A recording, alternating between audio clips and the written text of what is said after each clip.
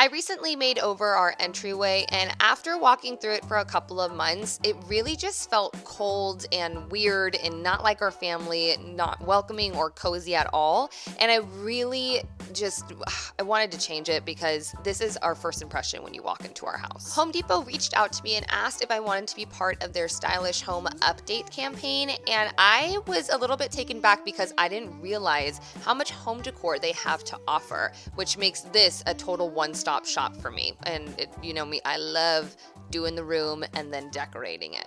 I went onto homedepot.com and literally sat for hours just browsing through the decor to see what worked for my space and what did not, what color scheme I'd like. Once I see the products and I'm like, oh yeah, I'll screenshot them and pull together an inspiration board to see if all the items are cohesive, and it looks something like this. It's really cool to see that when you really know your space and your vibe, and then you pull together an inspiration board and you're like, oh wow, that actually looks good together. For me, it's just a moment of, oh hey, we're learning and growing, and this is becoming easier to design and decorate spaces, even though I'm not an interior decorator or designer. To be straight up with you guys, 90% of this home decor was only available online for me. It does not live in my local Home Depot, but the hinges and the address numbers and the coat hooks you're gonna see, those are available in store. But I've linked every single thing that you can possibly see here that is from Home Depot that I have used down below in the description box. I wanted to include truly how I execute a space. So if I do have to open packages and there is a ton of trash, I will take that tedious time to break every single thing down and throw it out and make sure that it's recyclable or not and get it out of my life, so I never have to revisit like, oh, well, you know, we gotta do the trash now after we made over the space. I have no time for that. I do have time for puppy love. There's always time for puppy love. You want to know why I have a rug in the entryway? It's because this beautiful teal cracked circle lives there. Day 1 is clean out and clean up. Day 2 is assembly for any decor pieces that needed to be built. This bench Paul actually picked, and it is so badass. I am obsessed with it. And I decided to build it on Father's Day to surprise him because he's been like impatiently waiting for it. Go get your balloon, my girl. As I built this mid-century bench, I did have the world's cutest form of assistant/entertainment. The reason I wasn't terrified to go with this gold metallic base for a bench is honestly because we have a lounge that I'll show you another time that has gold skateboards in it. So it's tying this gold moment throughout the rooms together. You like it? It's a good height. Continuing with decorating the bottom half of the entryway, Home Depot has this gallery wall frame set that comes in super handy when trying to create a moment on a wall but not necessarily having to source every frame individually. So I added a bunch of black and white family photos to go with the theme.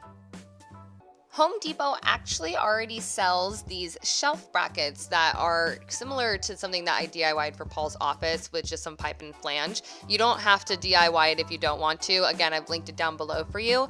But I did have to DIY a little shelf out of scrap wood, and all you have to do is cut down the wood to the size length of shelf you want. These are 8-inch brackets, so the wood sitting in it would be 7 inches deep. For texture, I decided to glue 3 pieces of scrap wood together instead of just having one plank of wood.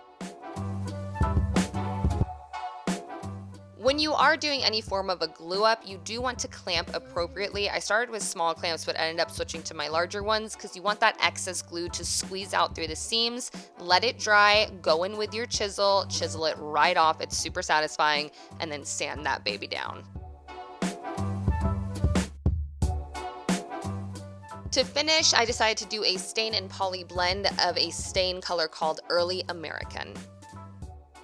While the shelf was drying, I installed the 2 shelf brackets, and what you see me do here is measure out 20 inches because that's how long my shelf is, and then I went in with the pipes and just traced out where those holes were to be level. I did go and pre-drill some holes to see where I needed to add drywall anchors and where there are studs. I could use a stud finder, but I honestly didn't know where it was, so I had to do it this way.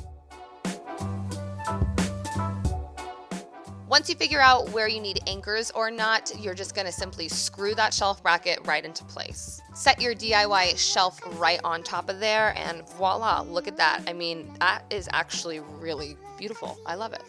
I thought I could fit a candle and bookends up there, but that just wasn't the case, so I decided to go with the larger statement, which would be the bookends that say a good read. I personally love a good hook. I had hooks before in my entryway and I wanted to carry that over because we have so many people coming in and out. It's just a nice area for them to throw their jacket, their hat, or their purse, so that way on their way out, they don't forget it. It's not like laying in the couch type of situation. Because I have so many pops of black throughout this entryway, I don't think people would think to do this, but I replaced my hinges to be a true black. So on the inside, when you're looking at like the spine of the hinge, it is a black that complements every other piece that you see as well. Your girl, she kills plants. She kills absolutely everything she touches minus succulents or cacti, but I love a good fiddle, so I decided to get a fake one so I never have to worry about it ever again. Fun fact, get yourself some baskets to throw your plants into to make them look larger than life. I put some scrap wood in these baskets I found at Home Depot. They are stunning, and I set the faux plants on top to give it more height to look like it's like, oh my god, that plant is so large and in charge. I used shoe boxes in the other one. I filled the empty space with some crinkled up brown grocery bags and then topped that off with some faux moss to make it look like this plant's got it going on. I opted for a round rug that covered that hideous green circle, and then I shook it out because I thought that would make the wrinkles go away. False, it just had to sit there for a couple hours to flatten. Moving on to the upper half of my entryway, instead of doing a gallery wall there, I opted for 4 larger pieces of artwork, and of course the last one I needed to get because it is a constant reminder to do what I do every single day: wake up, create, and repeat. By adding the larger artwork, I feel like it makes this space look even bigger because we're utilizing more of the wall space, but not as many things being thrown up onto it, looking like I'm trying to fill that space. My main mission with this go at the entryway upgrade is to just make it a reflection of Paul, myself, and the mini human, which included family photos, luxing up the plants a bit, getting a more grown-up entryway bench and rug, and reconfiguring a couple of items that I had laid out before, but just in a more adult way, in my opinion. I just want to show why I put the photos like that. Is because if you take photos there, the photos are on the back of your head. Come say hi.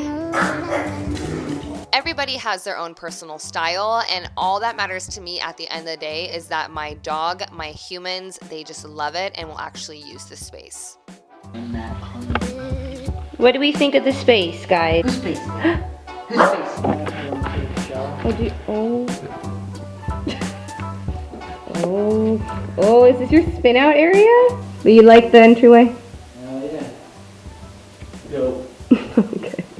As I said before, I know that this style isn't going to be for everybody, but what I want you to take away from this is, yes, Home Depot, you can go there and do all your home improvement, DIY projects, the whole shebang, but don't count them out when it comes to decor, because I am not kidding, the quality of these products, I was kind of gonna grit my teeth online, like, that's kind of risky ordering this, and then when I got it in person, I was really taken back.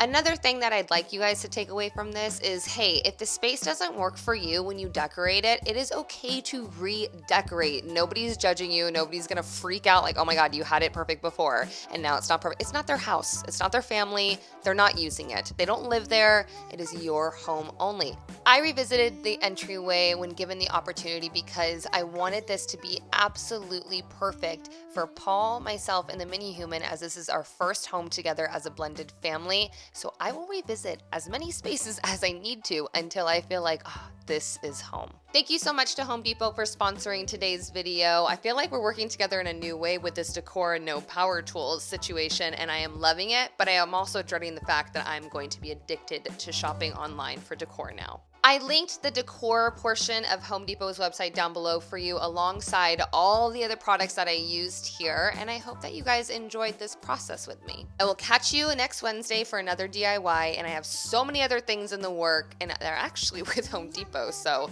stay tuned.